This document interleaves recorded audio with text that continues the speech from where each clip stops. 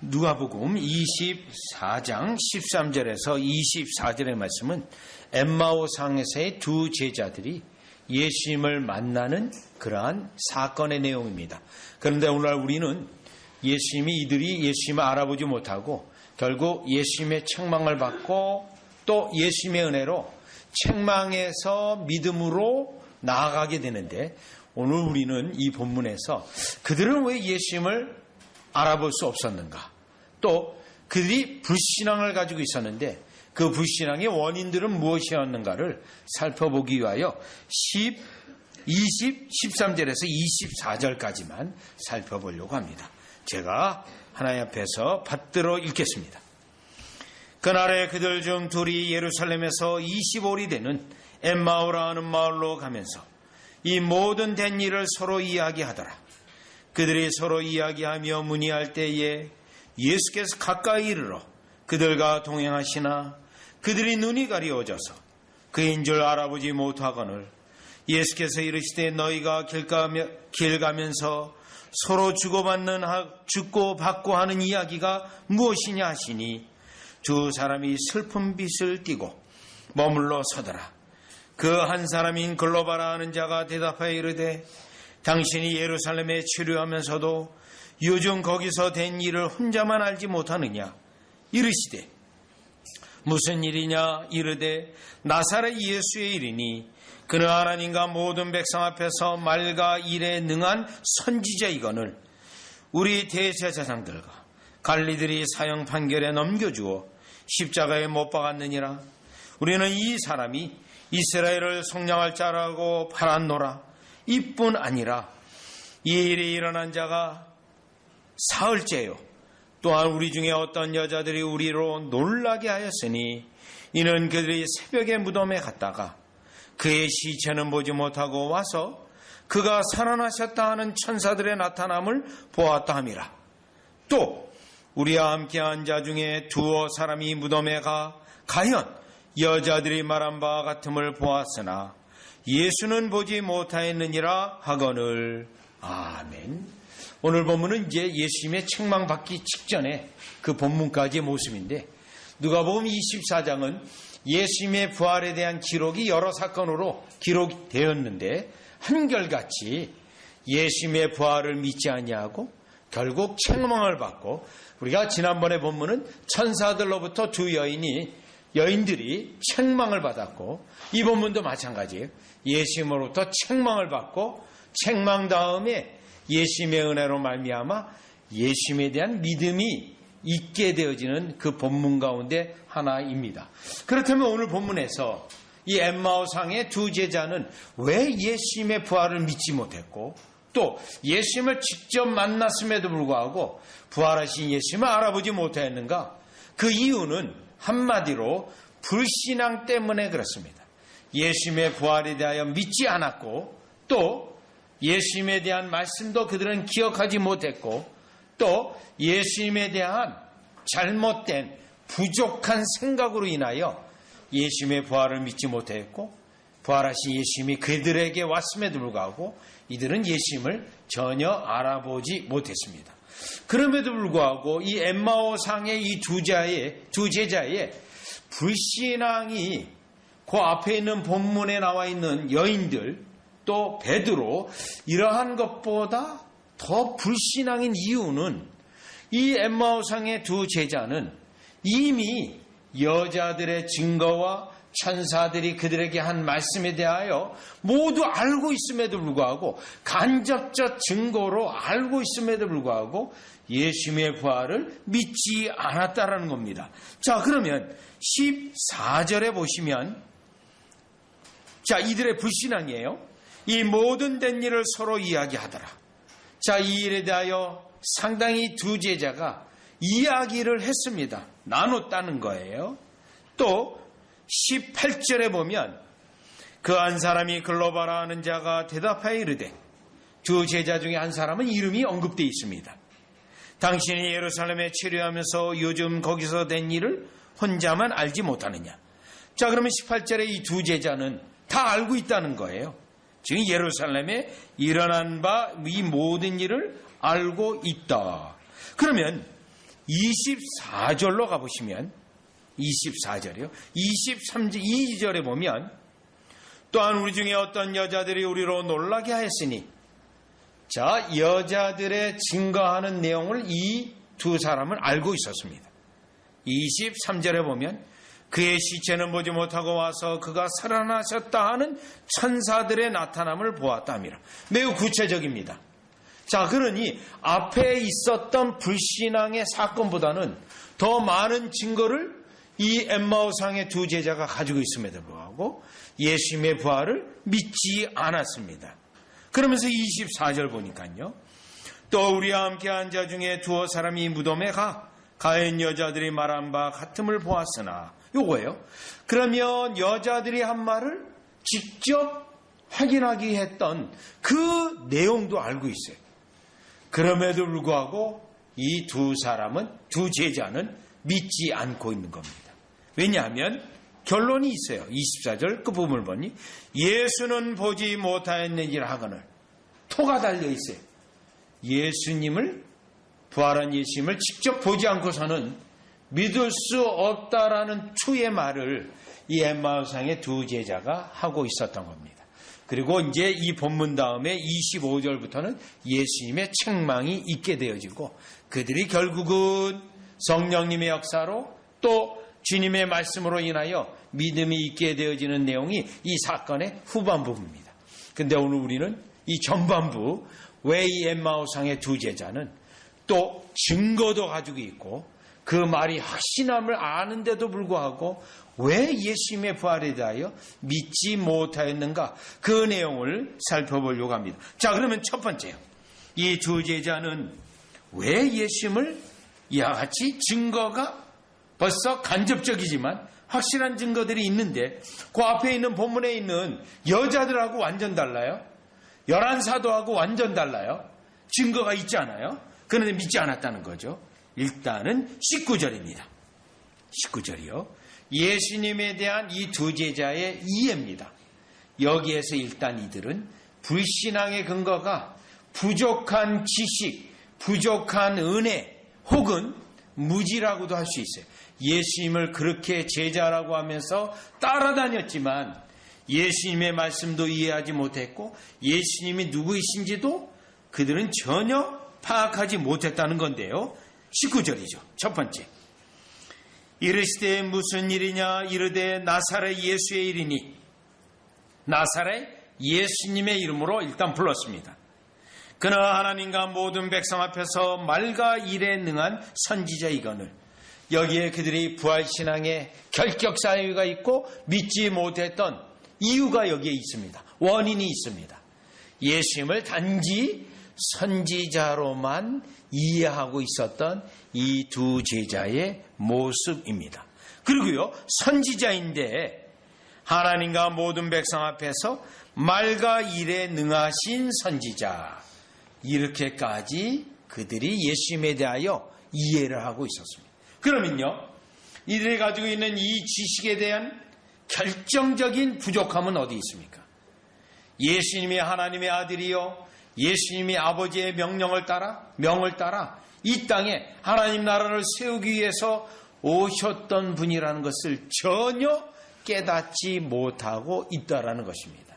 그냥 말과 일에 능한 선지자 정도로 예수님에 대한 이해를 가지고 있습니다. 그러면 여러분, 이 부분에서 예수님을 얼마나도 수많고 너무나도 많은 여러 번 자신이 하나님의 아들이요 하나님이시요 죄를 용서하시고 죄 사하는 분이라는 것을 우리 예수님이 얼마나 많이 증거하셨는지 한번 다 같이 마가복음 2장을 가보시면요, 마가복음 2장 5장, 이 사건은 예수님의 초기 공생의 사역에서 일어난 사건이에요. 마가복음에서 보시죠. 중풍병자를 고친 사건이에요. 중풍병자를. 그런데 그 집회 장소에 너무나도 많은 사람이 와서 예수 앞에 나올 수 없으니까 이 중풍병자를 고치기 위하여 지붕을 뜯어내고 상을 달아서 예수 앞에 이 중풍병자를 내려놓은 사건입니다. 분명히 믿음 사건이에요. 믿음 사건이에요. 그런데 예수님은 그 사건 속에 자기 자신을 계시하고 있어요. 어떻게 계시하는지 보시죠. 5절이에요. 예수께서 그들의 믿음을 보시고, 믿음을 봤어요. 여러분, 예수님을 기다려서 만나도 되는데요, 예수님 앞에 나가기 위해 지붕을 뜯어내고 드러내고 내렸다는 거예요. 그만큼 예수님을 사모했고 예수님으로부터 은혜를 얻기 위한 그들의 믿음을 보신 겁니다. 예수님이요. 그러면서 예수님은 어떤 말씀하시는지 보시죠. 작은 자야 내 죄 사함을 받았느니라 하시니, 요겁니다. 왜 중풍병자야 내 병이 나았다 라고 말씀하지 않고 내 죄 사함을 받았다, 이 말씀을 하셨는가요? 이 말씀을, 물론 이 말씀은 이 중풍병의 병자의 병의 근원이 얼마든지 그의 죄일 수 있습니다. 그래서 이 중풍병자의 진정한 치유는 죄의 용서함과 이 죄에서 해결함이 있어야 진정한 치유가 있기 때문에 예수님이 이렇게 말씀하실 수도 있습니다. 그런데 중요한 게 있어요. 이걸로 끝나지 않아요. 6절. 어떤 서기관들이 거기 앉아서 마음에 생각하기를, 7절이에요.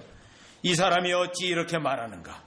사실 소자여 내 죄사함을 받았느니라 했던 것은 예수님 자기 자신을 드러내기 위한 일종의 계시였던 겁니다. 자기 자신을 드러내기 위한 계시였다. 왜요? 예수님은 단지 이 땅에 오셔서 말을 잘하는 선지자요, 예수님이 이 땅에 오셔서 모든 병자를 고치시는 그러한 능력의 선지자가 아니라는 것을 의도적으로, 첫 번째, 이거 얼마 되지 않은 공생의 시작 즈음에 일어난 사건이거든요. 따라서 이 사건은 중풍병자가 죄사함을 받고 병도 낫고 하는 사건으로도 중요하지만, 믿음의 사람이 예수님으로부터 은덕을 얻는 사건으로도 중요하지만, 예수님 자신에게는 자신이 누구라는 것을 계시하기 위한 이 사건으로 간다는 거죠. 그래서 7절이요. 7절. 이 사람이 어찌 이렇게 말하는가? 신성모독이로다. 왜냐하면 오직 하나님 한 분 외에는 누가 능히 죄를 사하겠느냐. 그렇다면 이 사건에서 예수님은 자기를 어떻게 이렇게 계시하는 거죠? 내가 하나님이라는 거예요. 내가 하나님이다. 단지 중풍병자만 고치는 은혜가 많은 선지자가 아니라는 겁니다. 하나님이다. 하나님이다. 8절이요. 그들이 속으로 이렇게 생각하는 줄로 예수께서 곧 중심에 아시고 이르시되 어찌하여 이것을 마음에 생각하느냐.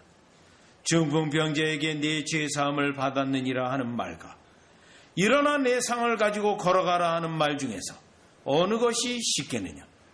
아주 어려운 질문입니다. 9절에 이 사람이 하나님이야?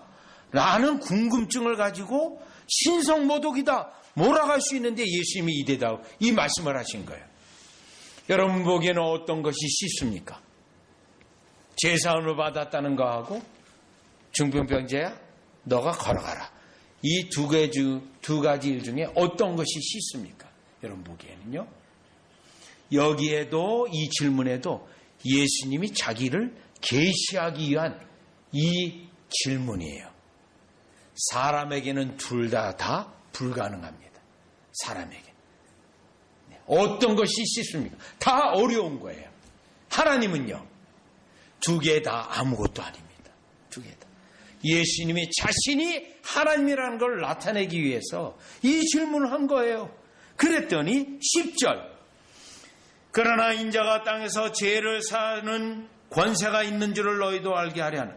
예수님이 특별히 마가복음에는 인자라는 단어를 썼는데요. 이 인자가 다니엘서 7장 13절에 있는 인자, 하나님의 아들, 그분을 언급하는 거거든요.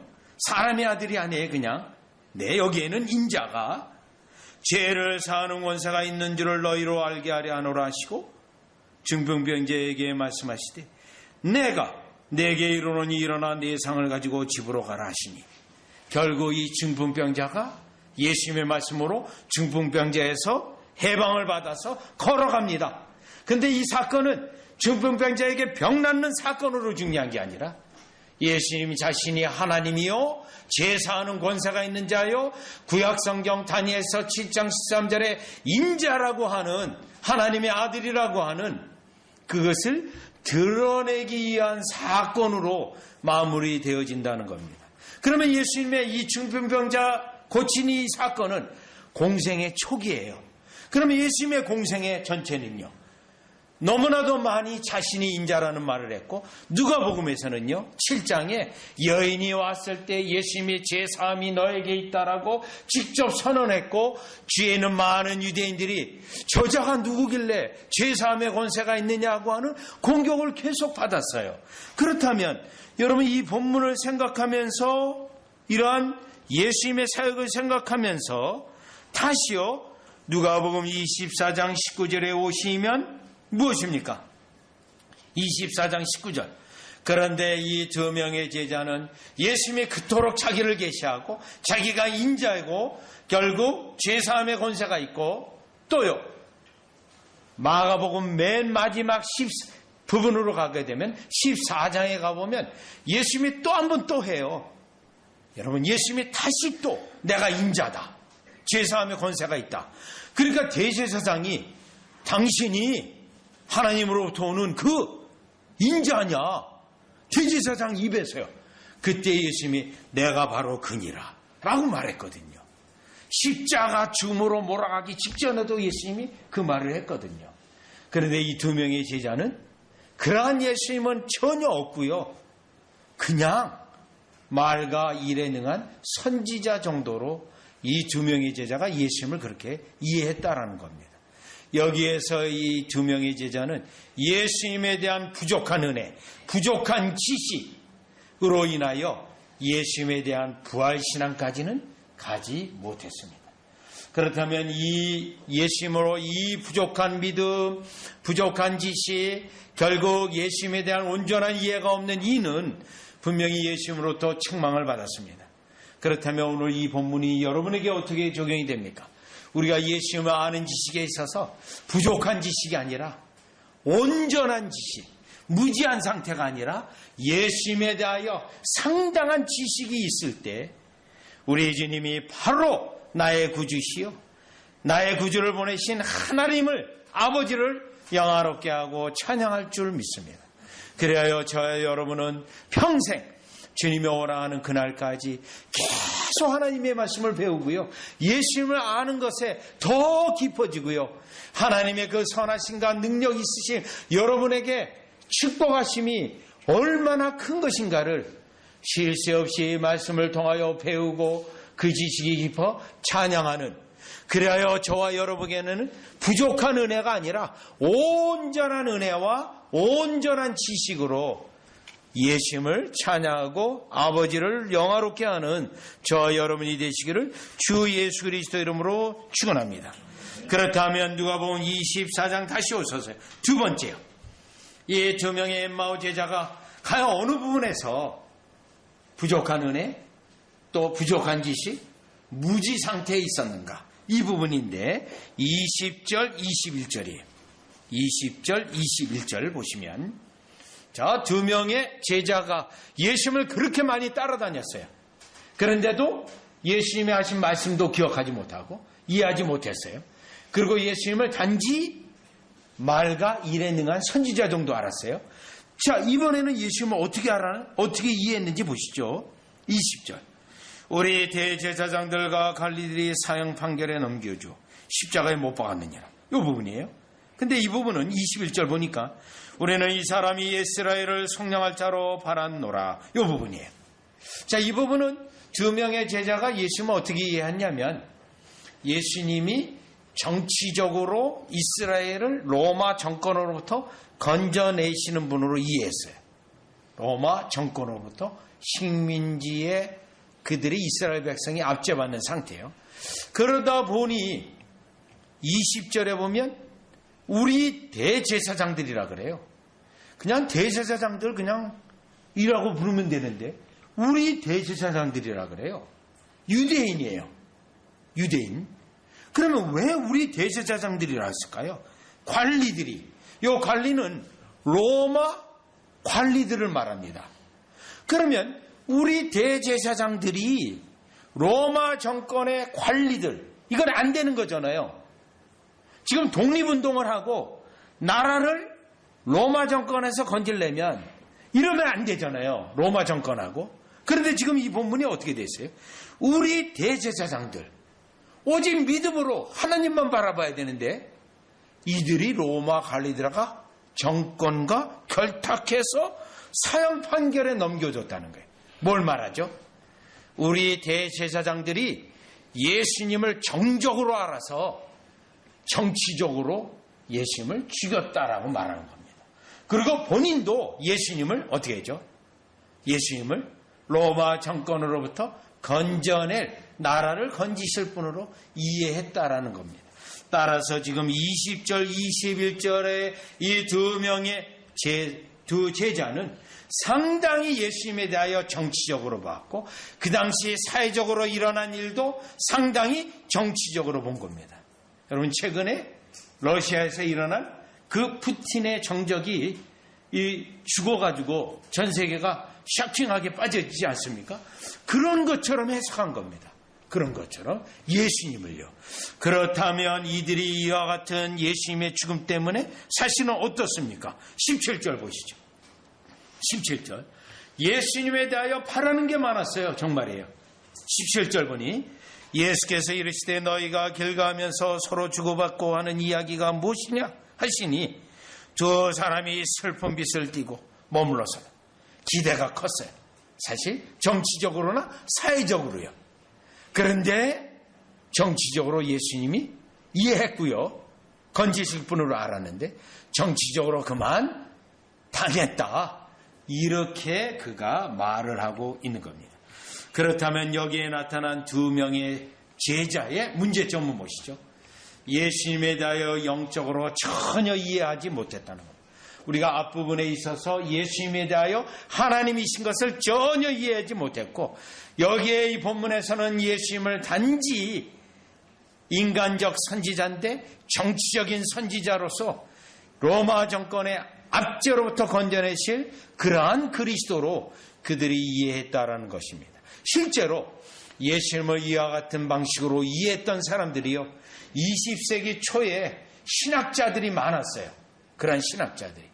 그 중에 대표적인 신학자가 여러분도 알고 있는 유명한 사람이에요. 알버트 슈바이처라고 하는 사람이에요.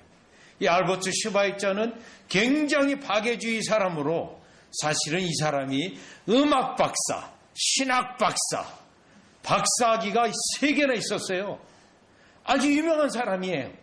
그런데 그 알버트 슈바이처가 예수님은 단지 인간적인 정치적으로 이해했고 그가 하나님의 뜻을 이해하기는 했지만 하나님이 그의 뜻을 듣지 않아 주셨기 때문에 자기의 목숨을 던져서 자기 스스로가 십자가를 치했다라고 그렇게 말한 신학자가 바로 그 사람인데 이 두 명의 이 엠마오상의 두 제자와 다를 바가 없습니다. 두 명의 제자.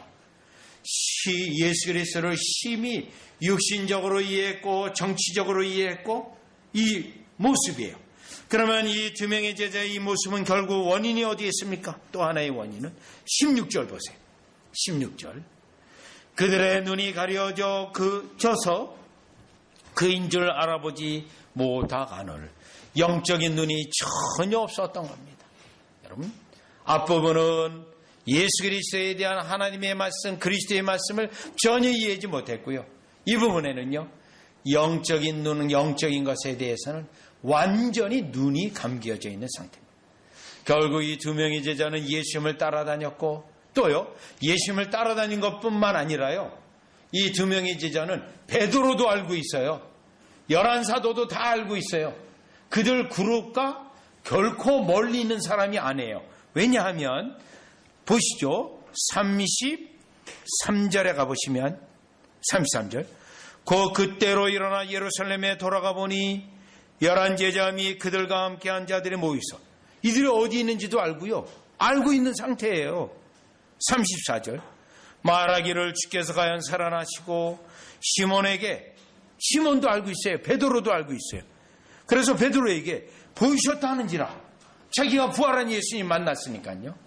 그렇다면 상당히 11사도 및 베드로와 가까이 지내고 있는 두 명의 엠마오상의 제자라는 겁니다. 그런데 문제는요, 영적으로 많이 눈이 감긴 자입니다.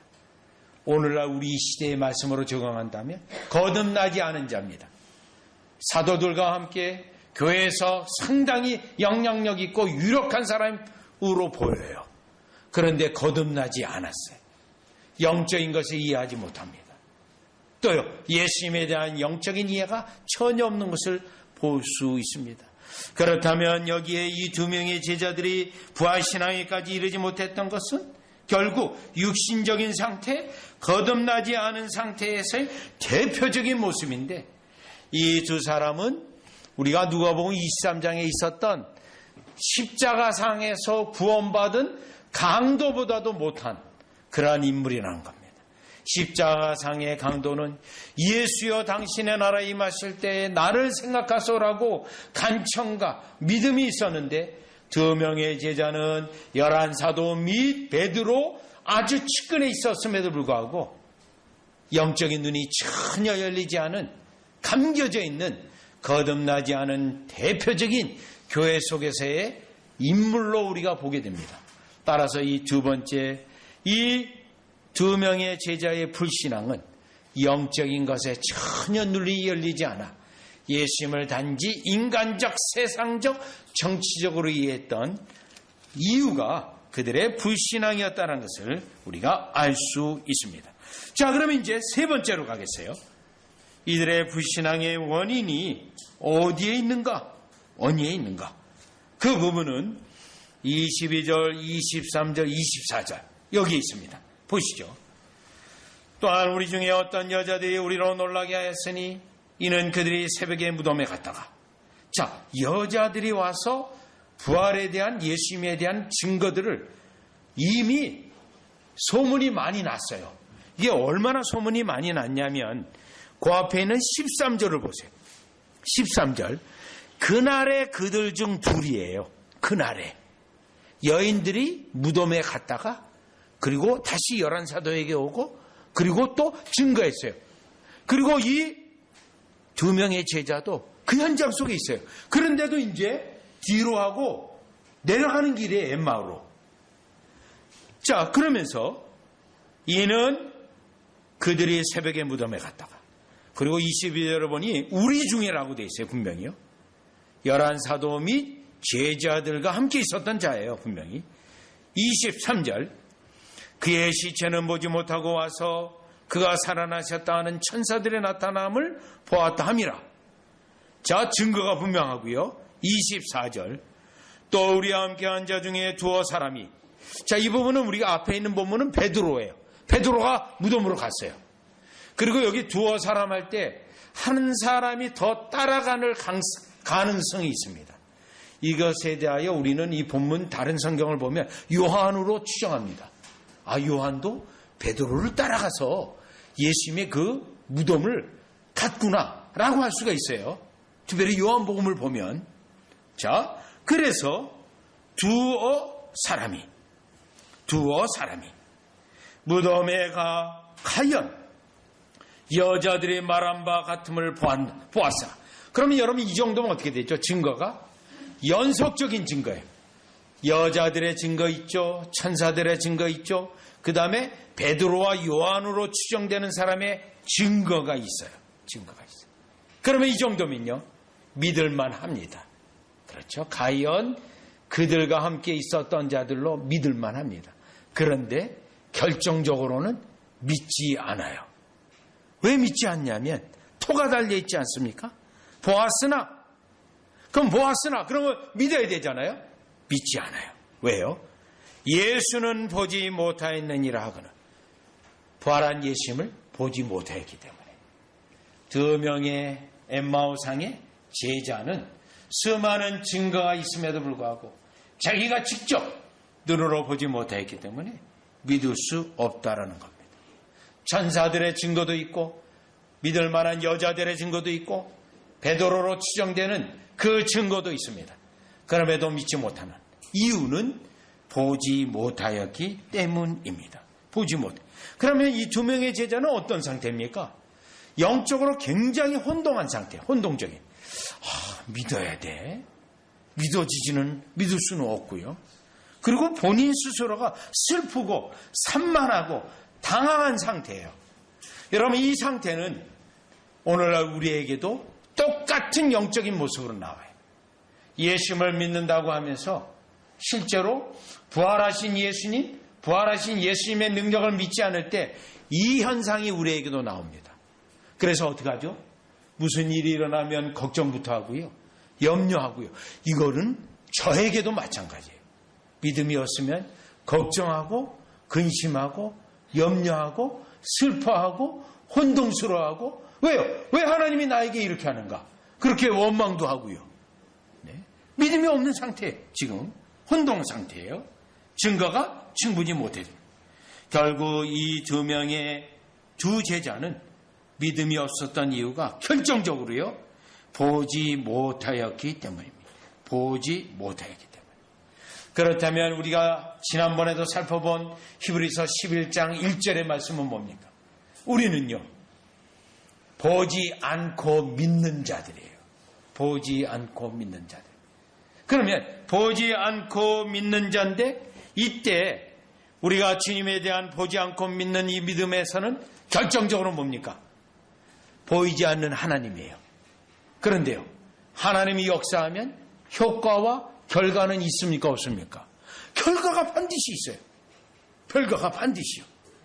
요한복음 3장 8절에 보면 거듭난 자는 이와 같으니라 라고 말하면서 바람이 어디서 불며 어디로 가는지 알지 못하나 거듭난 자는 이와 같다라는 말씀을 예수님이 했어요. 거듭남의 놀라운 신비를 알 수 없어요.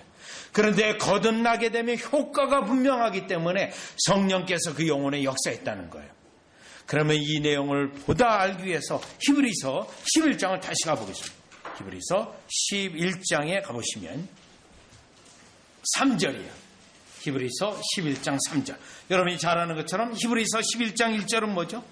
믿음은 바라는 것들의 실상이요 보이지 않는 것들의 증거니라. 보이지 않는 것을 보는 거예요. 영적인 세계를 보는 거예요. 그러면요, 그 다음 효과는 뭘로 나와요? 반드시 살아있는 믿음은 효과가 나오게 돼 있어요. 보시죠. 3절. 믿음으로 모든 세계가 하나님의 말씀으로 지어진 줄을 우리가 아나니 보이는 것은 나타난 것으로 말미암아 된 것이 아니라.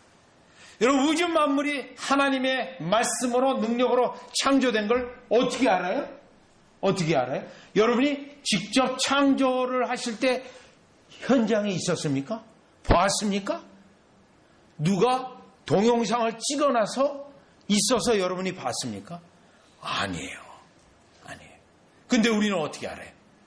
하나님의 능력에 대한 믿음과 그 능력에 대한 체험이 있기 때문에 창조할 때 우리가 보지 못했어요.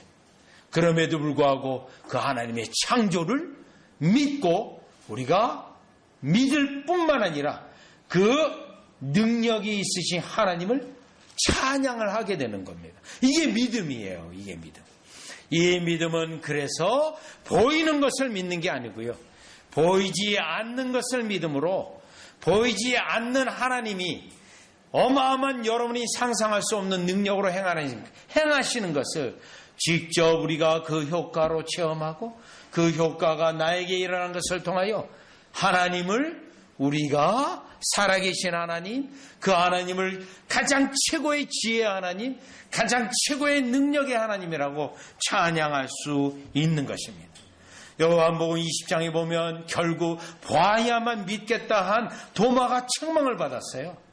그렇다면 오늘 이 마지막 그 불신앙이 보아야만 믿는 두 명의 제자가 책망을 받게 되고 결국은 하나님의 말씀으로 보이지 않는 하나님의 능력과 보이지 하나님의 그 하시는 일들을 말씀으로 우리는 믿음으로 보고 그 하나님에 대한 믿음과 찬양이 여러분에게 제게 있어야 될 줄 믿습니다. 보이지 않는 그 하나님을 보지 못하는 거듭나지 않은 사람은 이해할 수 없는 겁니다. 이해할 수 없어요. 네? 그렇기 때문에 그들은 못 믿어요. 그러나 우리는요, 이미 그 능력이 여러분에게 있어요. 그래서 고린도전서 1장에 있는 것처럼 사도 바울이요, 이거 아무나 이 믿음 가지고 있는 거 아닙니다. 이거 아무나 이 능력을 체험하는 것이 아닙니다. 하나님의 전능하신 이 지혜를 누구나 아는 것이 아닙니다. 바로 이 믿음의 눈을 가진 자들이 영적인 세계를 보므로, 보이지 않는 하나님이 일하시는 그걸 보므로 찬양하는 것임을 말하고 있는데, 저와 여러분이 이 같은 믿음을 가지고 우리가 이 땅의 현상 세계에 머무는 것이 아니고 영적 세계에서 보이지 않는 것을 찬양하고 영화롭게 하는 저와 여러분이 되어지시기를 주 예수 그리스도 이름으로 축원합니다. 기도드리겠습니다. 하나님 아버지, 엠마오의 도상의 2명의 제자가 믿음이 없어 결국 예수님의 책망을 받습니다. 그는 베드로를 비롯한 11사도와 아주 가까운 관계에 있었고, 또 그는 예수님을 분명히 따라다녔던 중요한 그룹 속에 있었던 인물이었습니다. 그럼에도 불구하고 부활하신 예수님을 알아보지 못했고, 예수님의 말씀을 전혀 이해하지 못했고, 세상적으로 정치적으로 그가 이해했기에 결국 예수님에 대한 믿음이 없었고 책망을 받았던 이 사건을 저희들에게 적용하고자 합니다. 주님, 저희들에게 영적인 세계를 볼 수 있는 믿음의 눈을 주시고, 그로 말미암아 보이지 않는 세계에 강력한 능력으로 행하시는 그 하나님의 은혜를 찬양케 하는 우리 되게 하시고, 믿음이 없는 자가 아니라 믿음이 있는 자로 세워 주시옵소서. 예수님의 이름으로 기도드리옵나이다. 아멘.